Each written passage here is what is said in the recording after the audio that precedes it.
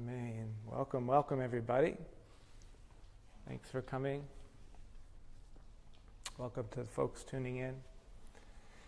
So this week's Parsha is called Mishpatim, which on the ordinary level refers to civil laws, ordinances having to do with running a society.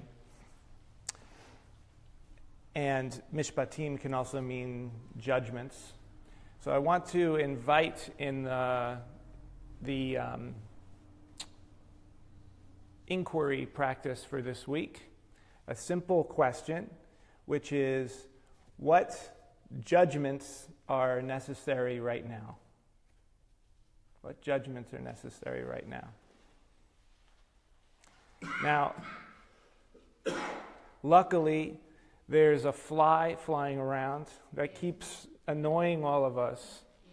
I noticed, I think in Arizona, the flies are more annoying. I don't know. I've never experienced flies like so intent on getting on my face before I moved here.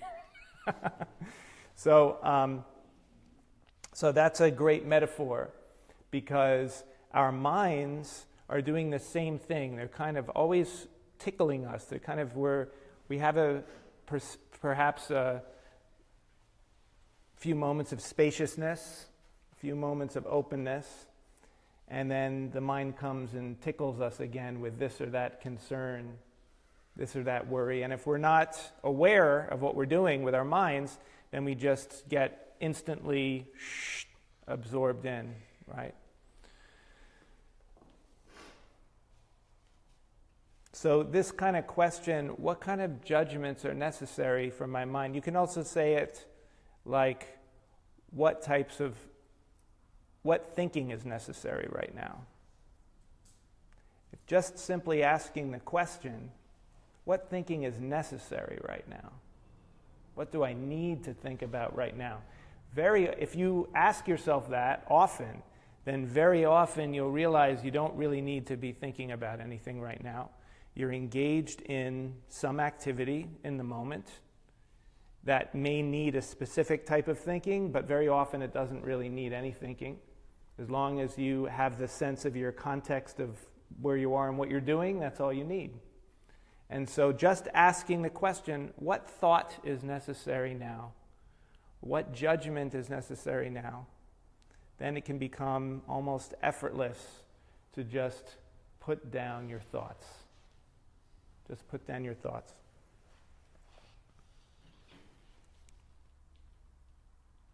There's a danger in any richly developed human endeavor. I'm going to give the example of music, because that's what I do. I don't do too many other things, so that's what I'll give the example of. So in music, it's important when a child is learning music to sing, and to sing simple things, because when you sing, it's very easy to be connected with the heart of music, with what the musical impulse is. And when you're learning how to go, put your finger down, and when you have the music, the sheet music in front of you, and you're reading the music, these are all necessary skills, and they make the music so much more rich when you're able to master these auxiliary skills. But they also have the problem of getting in the way of the music if you don't know how to stay connected with the music. So Judaism is very much like that. Judaism is such a richly complex tradition with all kinds of auxiliary skills that are in support of the spiritual core. The danger, with Judaism probably more than any other path that I'm aware of, the danger is that you can become very focused and fixated on the auxiliary skills. Again, it's not to say that those are bad at all. They add to the richness and really the creative potential of the whole path. But you can get fixated on them, and then you can lose connection with the spiritual core.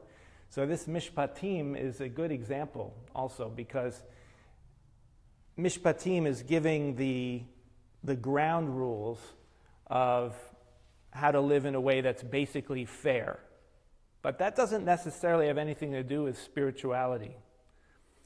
Other than that, in order to have a foundation of spirituality, you have to have basic ethics, right? There's a story of a Hasidic master, Rabbi Mordechai, who, before he was a Rebbe, had a business, and he would put aside some of his money all year long in order to buy the most beautiful etrog for Sukkot. And so one time when it got close to Sukkot, he put the horse on his wagon and went off to the city to find the best etrog he could find. I don't know how the etrog trade happened in those days, how they got the etrogim, to somewhere in Russia. But anyway, they could apparently get an etrog in the city. So he's on his way, and while he's on the road, he sees a water cellar. Apparently people would go around with their wagons and horses and sell water. And the horse had collapsed and died in the middle of the street, and the water seller was very distraught, didn't know what to do.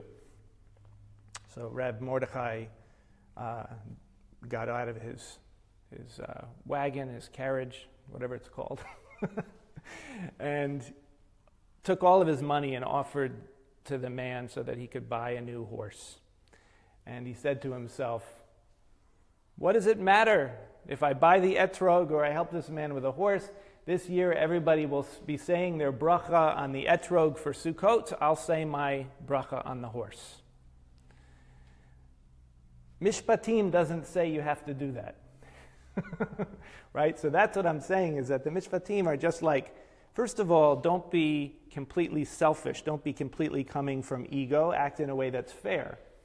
But with this story, it's an example of someone who really gets the juice. He gets the simple core of it. What's the simple core? Love, connection, not being attached to what I think I want, and instead responding to what existence or the divine or being or the universe, however you want to call it, what opportunities is it giving me? What is it calling from me? In the Torah and in the Bible, it's put in very little literal terms that the divine voice literally speaks words to people.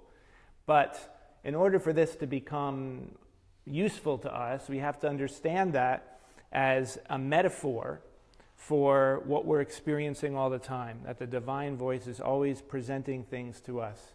And we can ask the question, what is being asked of me now? That was an inquiry phrase from a few weeks ago. But in this case, what thoughts are necessary now? And with that is the potential to just clear the space and to be in an open state, to release the annoying impulses to be self-concerned, to be worrying, to be making sure that I'm getting my desires and needs met, instead being open, being trusting, being available as a vehicle.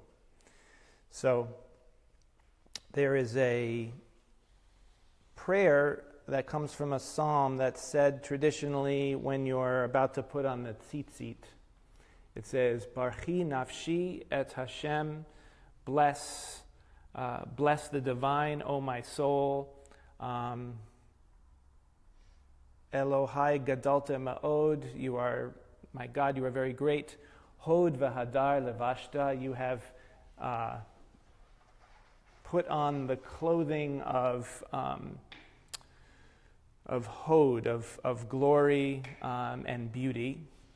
Ote or kasalma, stretching out light like a curtain. Note shemayim kayariya, stretching out the heavens like a, or maybe that's like a curtain, stretching out the heavens like a curtain. Anyway, so I want to use the last piece of it that says Note shemayim, stretching out the heavens. Now in this case, shemayim, the shemayim that we see, the heavens above, are a metaphor for clear mind, for the open space of an uncluttered, clear presence. Notei Shamayim, stretching out that open space, Kairia, like a grand curtain.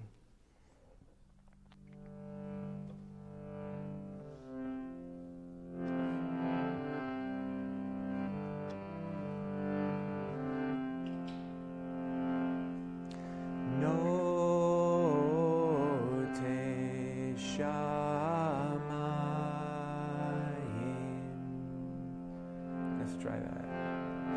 Note Shamayim.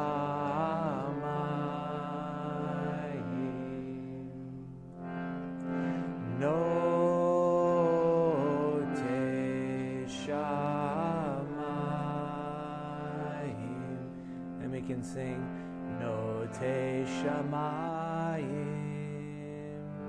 Note Shamayim. Try that. Note Shamayim, Note Shamayim. And then Kairia, like a curtain. Kairia. Try that. Kairia. So the whole second part. Note Shamayim. Note Shamayim, Kairia.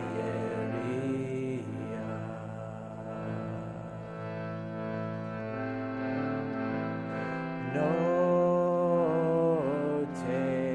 Shamayim, Note Shamayim. Shamayim, Note Shamayim, Kairia.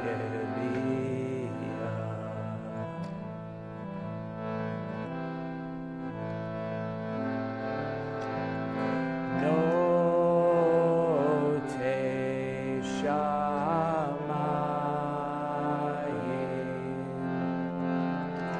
Note Shamayim,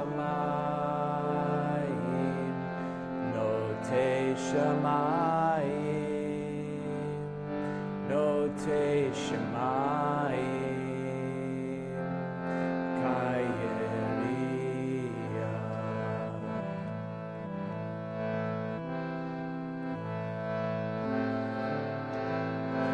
Note Shamayim,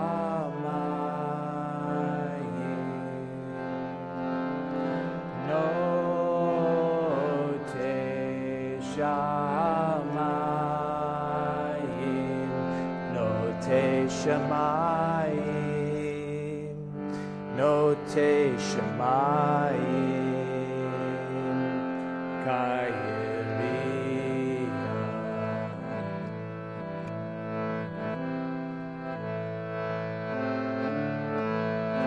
Note Shamayim,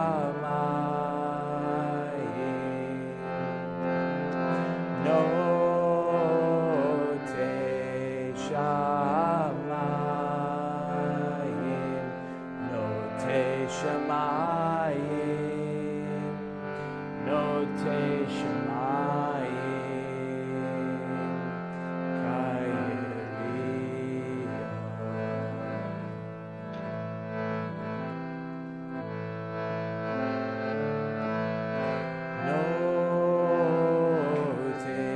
Shamayim,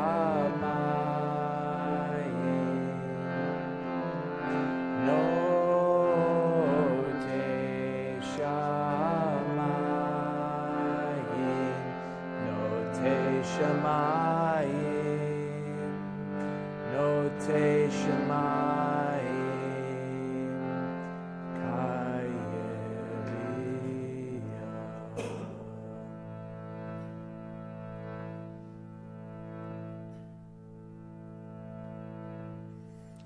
And bringing right hand to your heart.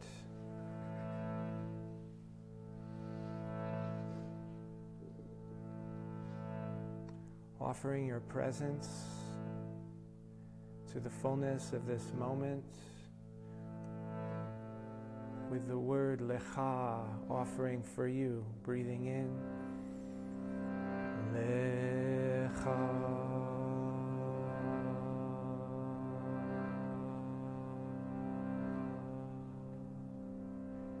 And also bringing left hand to belly and connecting with your body.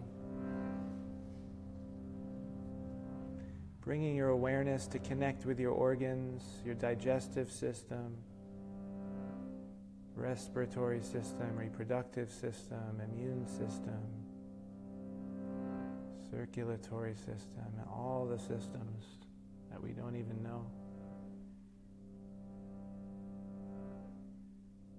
Letting your awareness connect with intimately connect with your body, with your organs, flowing down into your hips and into your legs. Flowing down your knees and your calves and your feet and your toes. And your lower back and belly, your chest, your heart, your lungs, shoulders and neck, releasing any excess tension. Feeling awareness flowing down your arms and hands and fingers. And into your face and skull, your brain and your nervous system, saturating the body with presence. And affirming with the word na'aseh, breathing in, na'aseh.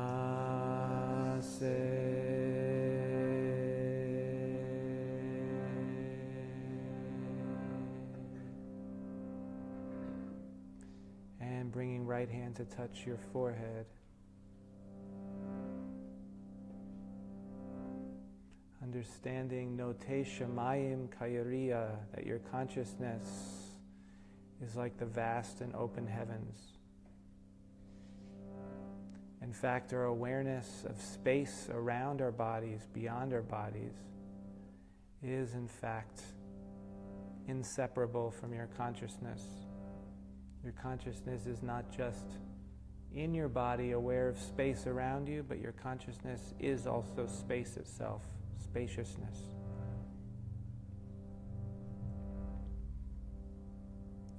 And we'll chant Venishma, breathing in. Venishma.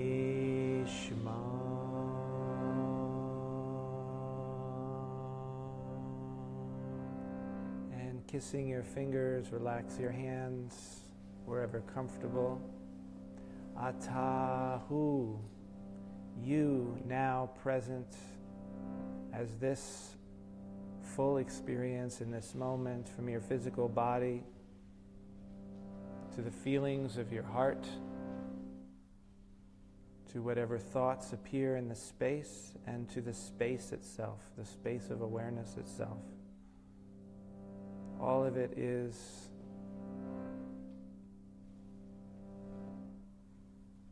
not in any way separate from the fullness of reality, from the fullness of being, from the divine. Atahu. Atahu.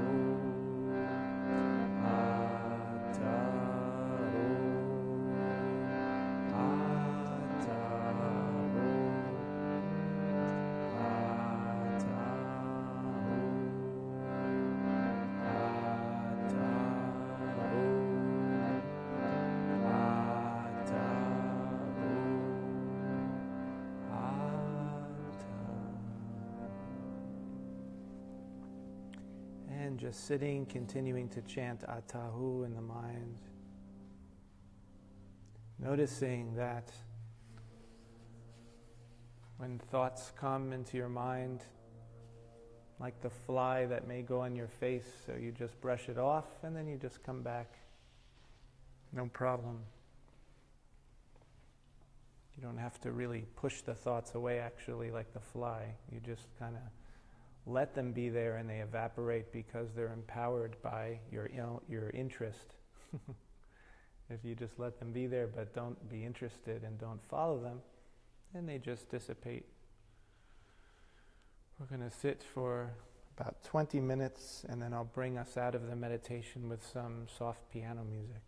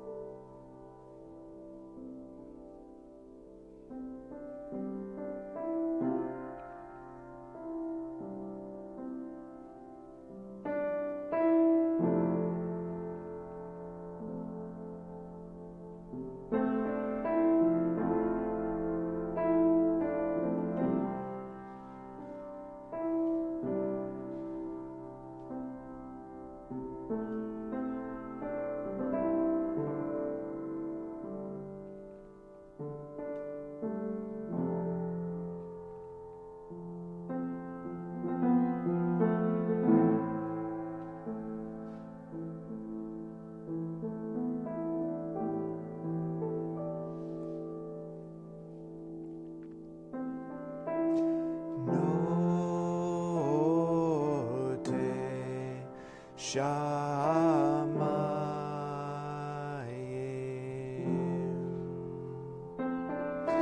note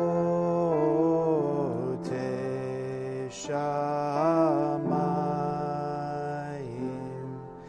note shamayim, note shamayim, kayeri.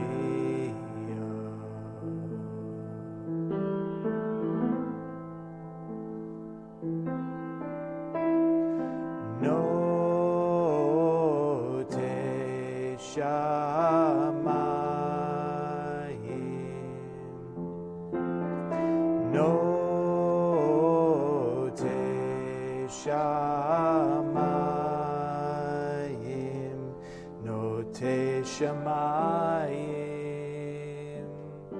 note shamayim, kayeriya.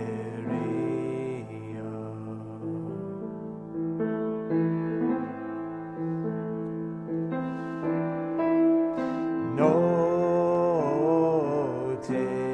shamayim,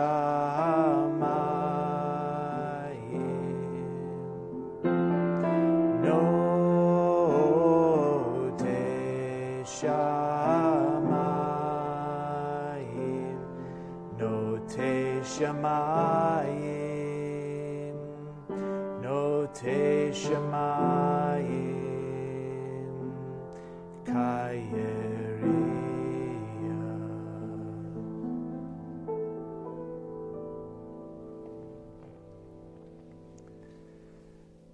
Closing, bringing hand to your heart. Offering presence with lecha, breathing in. Lecha.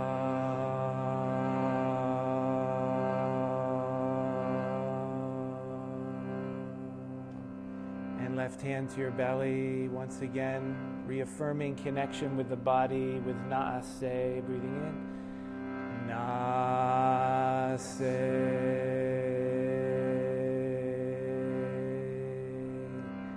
Right hand touching forehead, aware of the space of awareness beyond the body. V'nishma, v'nishma.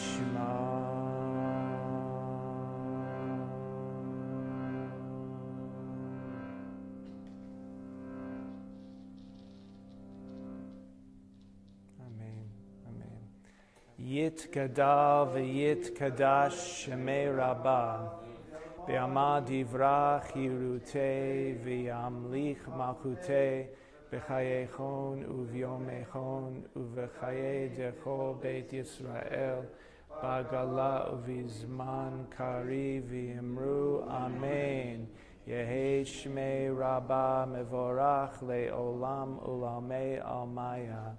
Yitbarach v'yishtabach v'yitpa'ar v'yitromam v'yitnaseh V'yitadar, v'yitaleh, v'yitalal, shemei de kudsha, brichu, la'ela min kol birchata, v'shirata, tushbechata, v'nechemata, da'amiran be'alma, v'yamru, amen. Yehei shlama rabba min shemaya, v'chaim aleinu v'al kol Yisrael, v'yamru, amen. Osei shalom bimromav, hu ya'asei shalom aleinu v'al kol Yisrael v'al kol Yishmaelu. Amen, amen. Hamakom yenechem etchem. May you be comforted with all who mourn. And may we all allow the broken heart. Allow for the broken heart and allow what feelings need to be felt.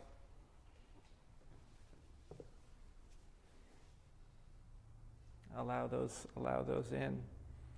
Give us space to feel and invite the power of healing as well. Amen. Thank you so much for coming, everybody. All blessings. Have a blessed week. Yeah. Thank you. There's a pack of